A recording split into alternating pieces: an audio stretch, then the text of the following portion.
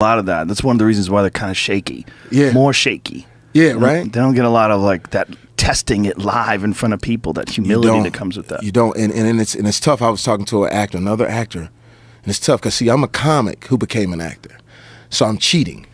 You know what I'm saying? I can go do this, and I can go. I'm gonna be in St. Louis tomorrow. You know, doing some jokes, so I can. You know, I can get my thing off. But just actors, it's tough. Well, you figured out a way to balance 3 careers. You can sing too. I mean, you could do anything. You're a weird guy in that way. You got a lot of weird talent yourself. You know, you're talking about Justin Bieber and Chris Brown. You've got some weird ability to shift too. It's not only, but I've been fortunate in the fact that now things have opened up. Like, you know, back in the day, like, you could only do one thing. I would never forget, Keenan Ivory Wayans told me, he said, yo, what's with the singing shit? Yo, you Wanda, motherfucker. I can't see you trying to sing and shit. Or I would try to sing it for a girl. I'd be like, can you see that love is real? And the girl be like, oh, Jamie, stop. You too funny in the face. Your face is too funny. I see Wanda singing to me. And it's all about him. And I'll never forget, he got mad at me a little bit because I would follow him, and I would actually follow him with a camera, because at that time Puff was the biggest guy in the world. You know, you couldn't even get in his parties. So the way I would get in his parties, I show up with a camera. Like, yo, Puff, you need to document this shit. And he turned around, what's up, Playboy? I said, yeah, let me get that, man. Ain't nobody getting this. And it wasn't back in the day with the camera phone. I had the big fucking Canon that you put on your shoulder and the light and the shit. I said, let me change the battery, let me get all this shit, right? So at one point I told him, we were actually in Philly, and he was throwing a party, and he said, yo, Playboy, this party's $1.5 million. I said, like, for what? I mean, what are you saying? He said, it costs $1.5 million to throw this party. I said, Puff, oh my God, I love it. The party's amazing. Yes, the mayor is here and everything. I said, but that's too much money. I said, you come to my place in LA, I'll throw you a party for $400 that will rival this party. And he got a little mad because, you know, he was like, yo, no, I'm known for this shit. Don't front. I said, no, I'm not. I respect you. I said, but LA, I just know how to get around. So he gets to LA, and he calls me early in the morning. Yo, Playboy, make that shit happen. It was a Saturday. I said, cool. I'll go in on my phones. And by 12 o'clock in my small house in Tarzana, and God bless my neighbors that live there, I'm no longer there. I know they wanted me to get out of there because I was too much. But the party's fevered pitch. But I've been fortunate in the fact that now things have opened up. Like, you know, back in the day, like, you could only do one thing. I would never forget, Keenan Ivory Wayans told me, he said, yo, what's with the singing shit? Yo, you Wanda, motherfucker. I can't see you trying to sing and shit. Or I would try to sing it for a girl. I'd be like, can you see that love is real out here? So it's like, you know, it's all good. And that's the girl. I said, yeah. I said, but look at the party. I said, look over there on the table. I got Kentucky Fried Chicken, but I put it in a nice plate. I got Coca-Cola, but it's just in a pitcher. I said, we're at $280 right now and counting. I won't go over 400. And he had the most incredible time, right? But at that, Joe Rogan has never shied away from controversial topics, and his recent discussion about the swirling rumors involving scene Diddy Combs allegedly poisoning Jamie Foxx is no exception. On his podcast, Rogan shared his thoughts alongside guests Shane Gillis, Mark Normand, and Ari Shaffir, adding yet another layer of intrigue to an already sensational story. So what exactly happened between Jamie Foxx and Diddy? Let's break it down. It was all musical people, and I did it for a reason. At that party, Missy Elliott, of course, she had her room. Everybody's going crazy with Missy Elliott. I'm going to my garage, and there's 2 guys, a little guy like this and a tall guy. The little guy goes, yo, B, yo, it's like this all the time, B? I said, yeah, who are you? He said, we the Neptunes. My name is Pharrell. I said, yeah, man, I heard of you. That's how long ago this was. Wow. So he's like, can I? I said, just go ahead and have a great time. There was another guy standing on the wall, green jacket, like a green little jumpsuit. Nobody was talking to him. Guess who it was? Who? Jay-Z. Nobody knew. I said, what's up, man? Yeah, what's going on? It's just a great party, you know what I'm saying? All about him. And I'll never forget, he got mad at me a little bit because I would follow him, and I would actually follow him with a camera, because at that time Puff was the biggest guy in the world. You know, you couldn't even get in his parties. So the way I would get in his parties, I show up with a camera. Like, yo, Puff, you need to document this shit. And he turned around, what's up, Playboy? I said, yeah, let me get that, man. Ain't nobody getting this. And it wasn't back in the day with the camera phone. I had the big fucking Canon that you put on your shoulder and the light and the shit. I said, let me change the battery, let me get all this shit, right?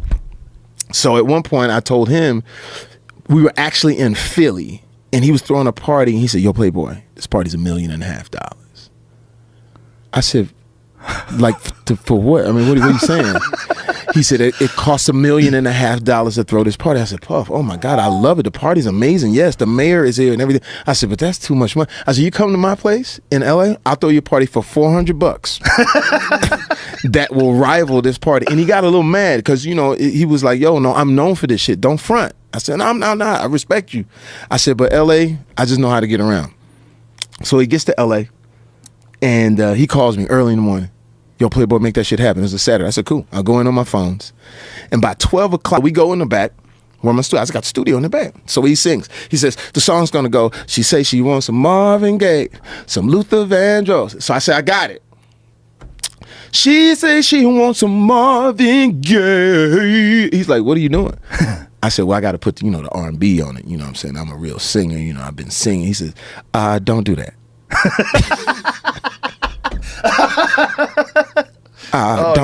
Just sing the song because it's hip hop. And I said, okay, cool. So I begrudgingly sung the song.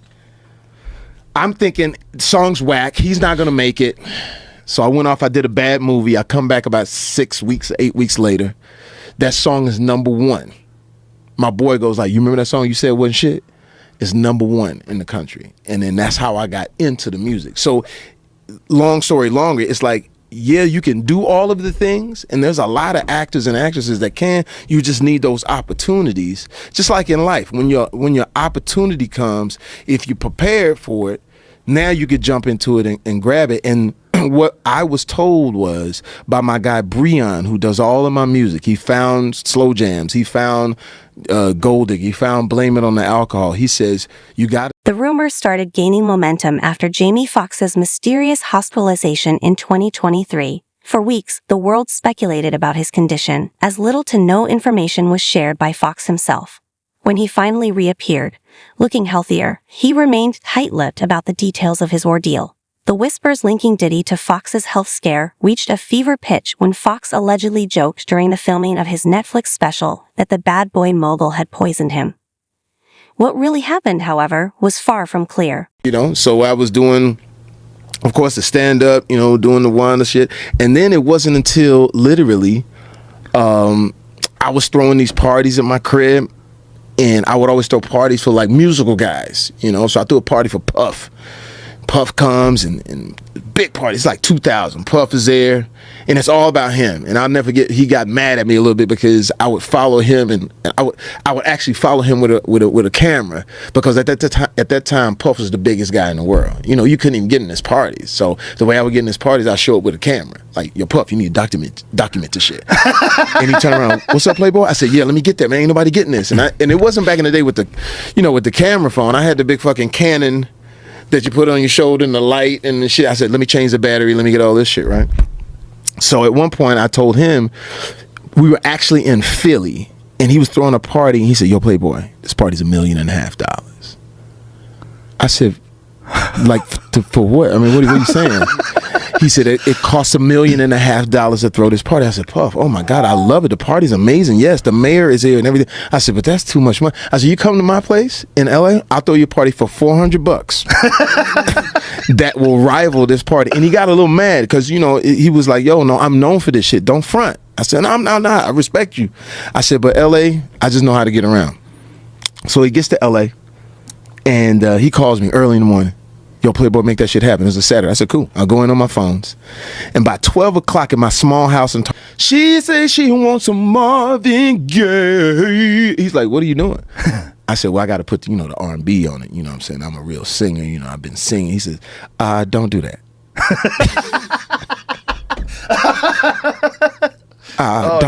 Just sing the song because it's hip hop. And I said, okay, cool. So I begrudgingly sung the song. I'm thinking song's whack. He's not gonna make it. So I went off. I did a bad movie. I come back about 6 weeks, 8 weeks later. That song is #1. My boy goes like, you remember that song you said wasn't shit? It's #1 in the country. And then that's how I got into the music. So long story longer, it's like, yeah, you can do all of the things, and there's a lot of actors and actresses that can. You just need those opportunities. Just like in life, when your opportunity party, Missy Elliott, of course, she had her room. Everybody's going crazy for Missy Elliott. I'm going to my garage, and there's two guys, a little guy like this and a tall guy. The little guy goes, yo, B, yo, it's like this all the time, B? I said, yeah, who are you? He said, we the Neptunes. My name is Pharrell. I said, yeah, man, I heard of you. That's how long ago this was. Wow. So he's like, can I? I said, just go in and have a great time. There was another guy standing on the wall, green jacket, like a green little jumpsuit. Nobody was talking to him. Guess who it was? Who? Jay-Z. Nobody knew. I said, what's up, man? Yeah, what's going on? It's just a great party, you know what I'm saying? So Jay-Z, no one knows. But and now the way I got into the music, however, is that all these different parties was going on. Now, let's pause and consider why this claim has sparked such an uproar. Diddy is no stranger to controversy. From long-standing rumors about his involvement in past disputes within the music industry to recent allegations, his reputation is anything but squeaky clean. Add to this his high-profile connections and the fact that conspiracy theories often swirl around influential figures like him, and it's easy to see why people might latch onto such a claim. You got to play this clip. He's not really saying it here. When I watch this, he's not saying it. No, it's because PBD. This is just them saying what we know. But the clip that I sent Rob is of what was his name, Robbie? Big homie CC. PBD. Good guy, big homie CC. Yeah, because so Pat, you know what's going on. So let me read the story and I'll come to you because I thought it was a video there. Yeah. During the tapings of his upcoming Netflix special, what had happened was Jamie Foxx reportedly stated that he was responsible for what happened to him, and Foxx is the one who called the FBI on Combs. According to Choke No Joke, a videographer who attended the shows, another attendee, Dennis L.A. White, recalled Foxx saying, people keep asking me if Diddy was responsible. He was not responsible. If he was, I would have been dead. Foxx also referenced Combs extensively in his routines, joking about topics like baby oil. Foxx reflected on his 2023 health scare, calling it an unexpected dark journey. He explained on Instagram, I had an opportunity to tell my side of the story, and there was no better place than Atlanta, Georgia, where he was hospitalized. He described his special as an artistic explanation of something that went terribly wrong and added, to clarify, I was betrayed by a fake friend. Bingo. Go ahead, Vinny. Okay, so fake friends. So and mind you, and I felt blame to this because the media and everybody was being quiet. The family, his daughter, everybody was like, especially because this was the whole COVID vaccine. People were like, just tell us. Just mind you, I know Jamie Foxx personally. I even messaged him when he was going through this. I said I'm praying for him and everything like that. We didn't get into nothing like this, but everybody was like, "Oh, it's the vaccine. It's the vaccine. Talk to us. Talk to us." It was media silent. So from what I'm gathering, because I know people that are there that went to the special, when you go to a special like this, and you guys know this from the comedy shows that we've been to, they take your phone, they lock it up. You can't have anything recording or nothing, right? He said in the special that,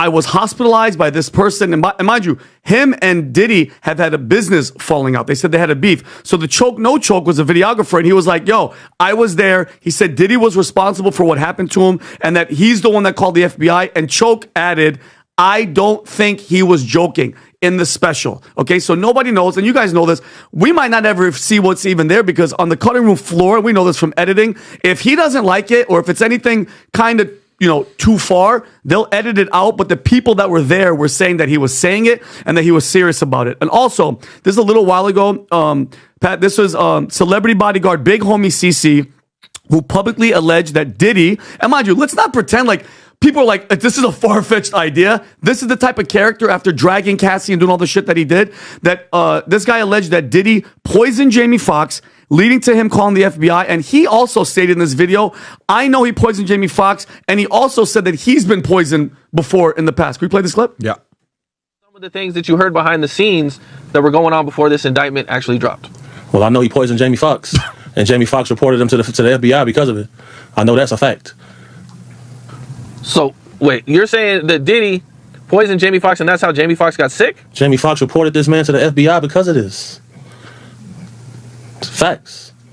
Wow. Okay. And how did you hear about this? If you can tell me, or if you can't, that's all good. But you know what I'm saying? Like, well, people are they're gonna want to know, you know what I'm saying? How this. Rogan's reaction to these rumors was a mix of skepticism and curiosity.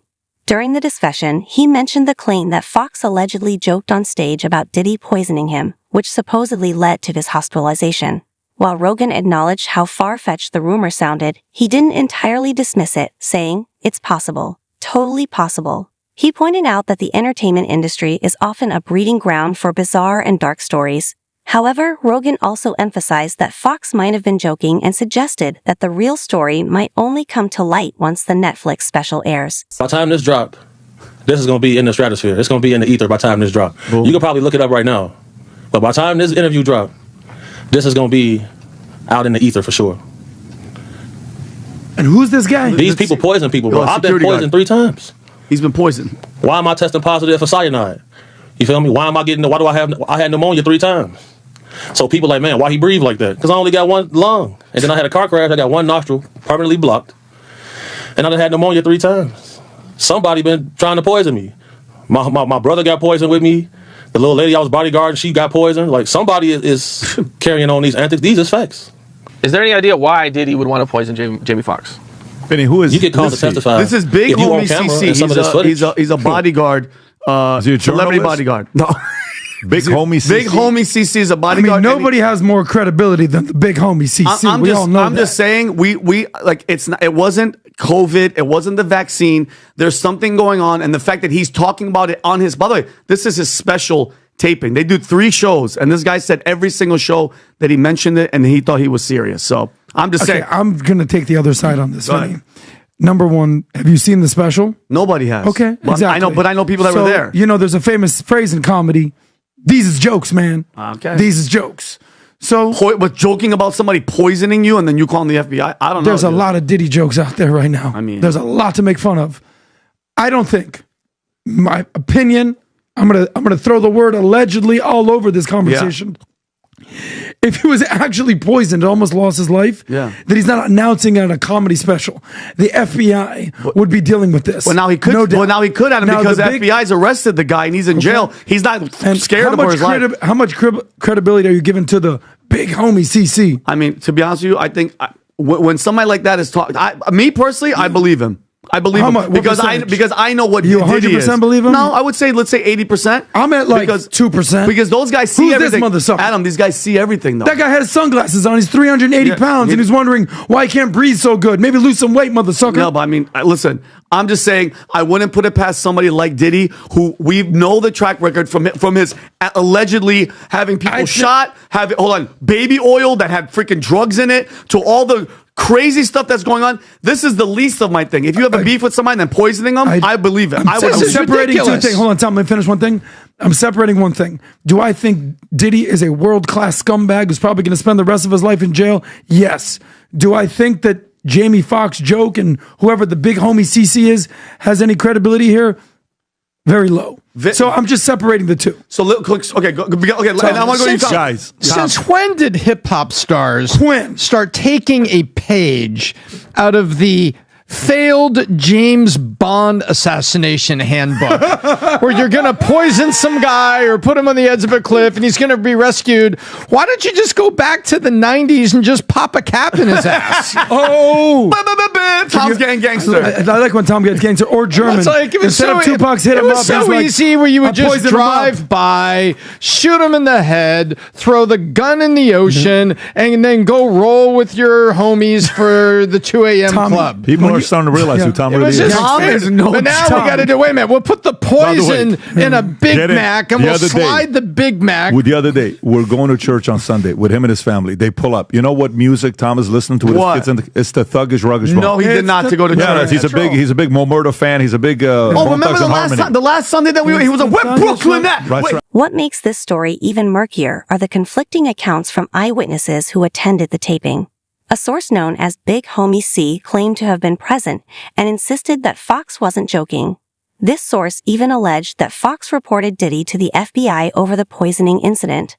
Another attendee, videographer Choke No Joke, echoed these sentiments. In an interview, he stated that Foxx's tone didn't seem humorous when making the claim.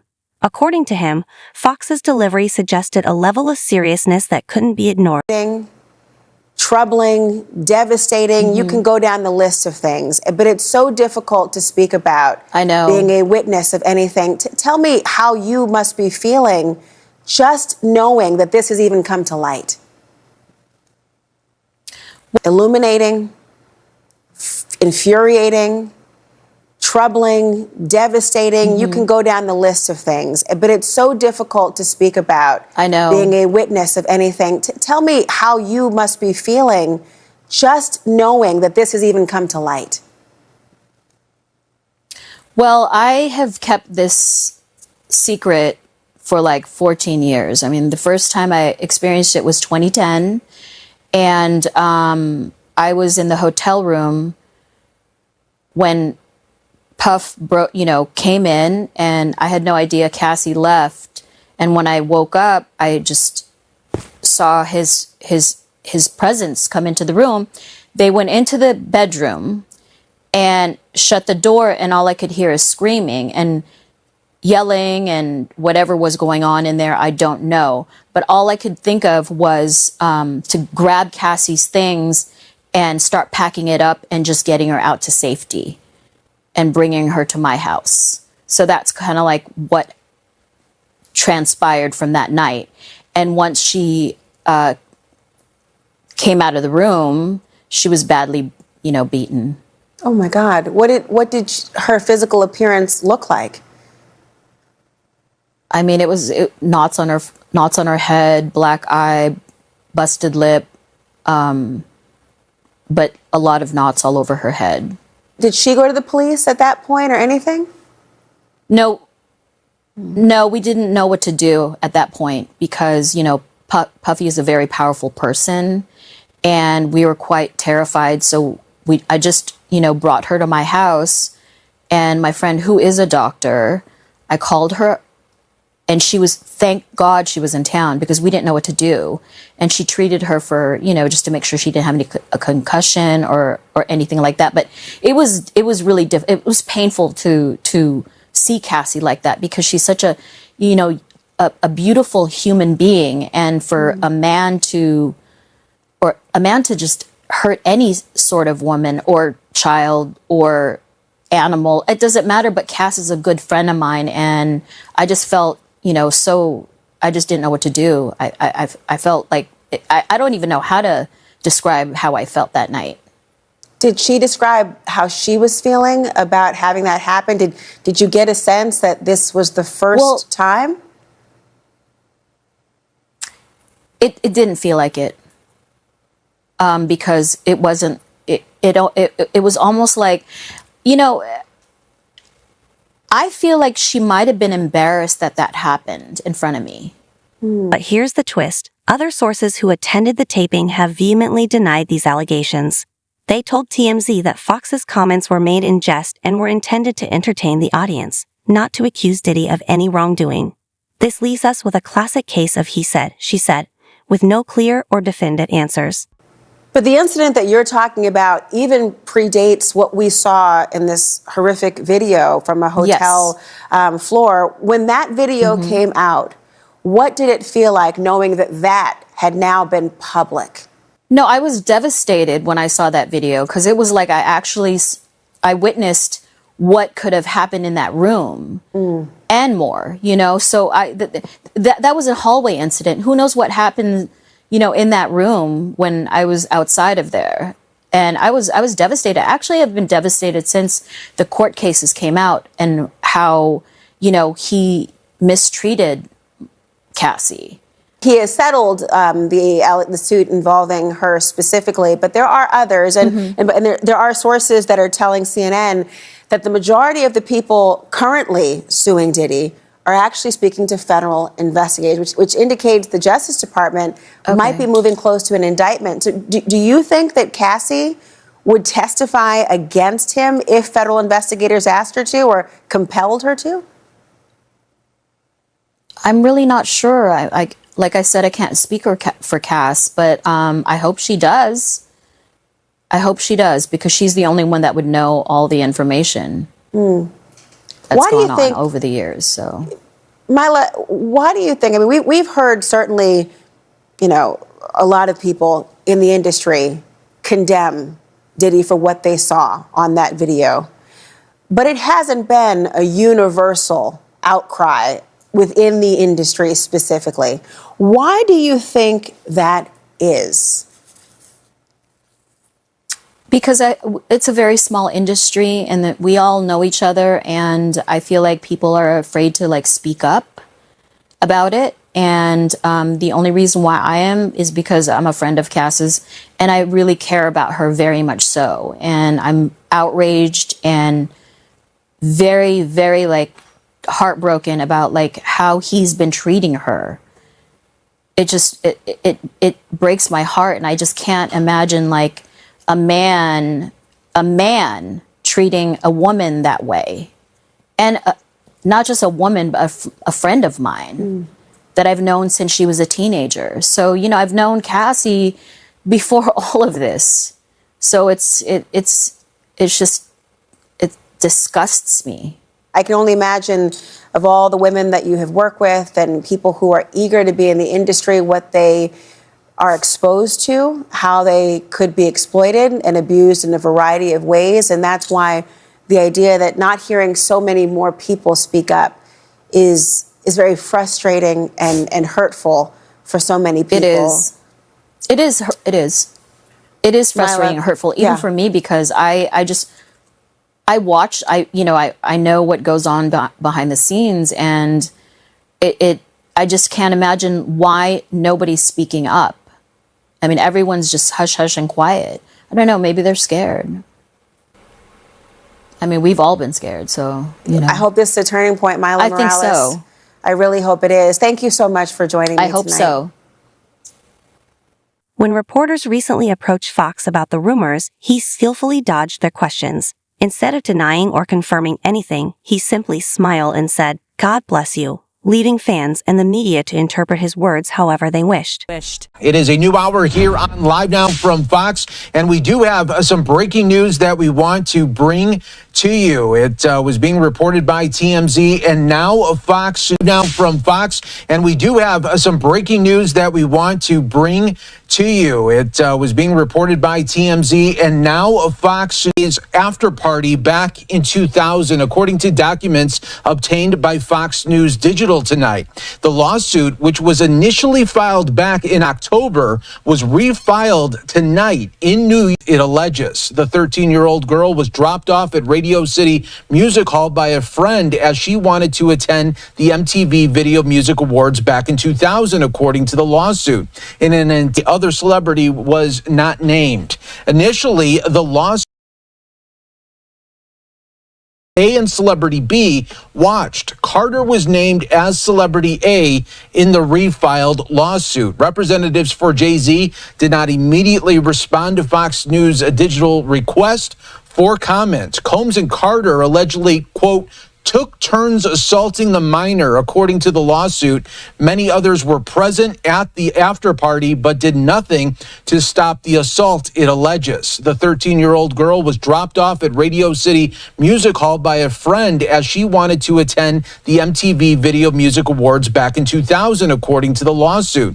In an attempt to gain entry to the venue, she began approaching limousine drivers waiting outside the celebrity-filled event. One of the limousine drivers she spoke to claimed to work for Diddy, the lawsuit read. He told her that Combs liked younger girls and said that, quote, she fit what Diddy was looking for, not allowing her into the awards, but inviting her to an after party. The 13-year-old, quote, recognized many celebrities upon arrival at the party and was required to sign a non-disclosure agreement. However, she was not given a copy. Combs, who would have been 30 years old at the time, then allegedly attempted to him in the neck, according to the lawsuit here. So now Jay-Z being accused in this now 24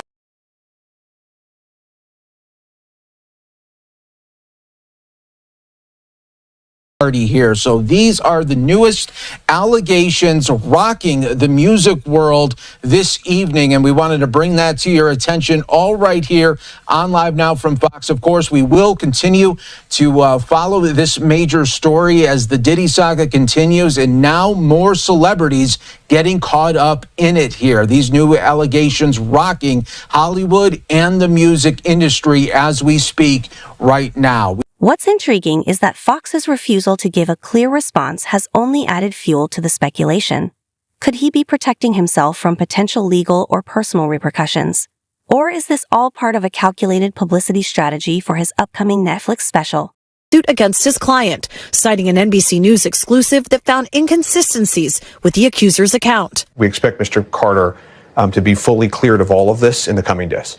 Almost nothing that she says has checked out because this never happened. This in the wake of our interview with a 38-year-old mother from Alabama who accuses Jay-Z, whose real name is Sean Carter, and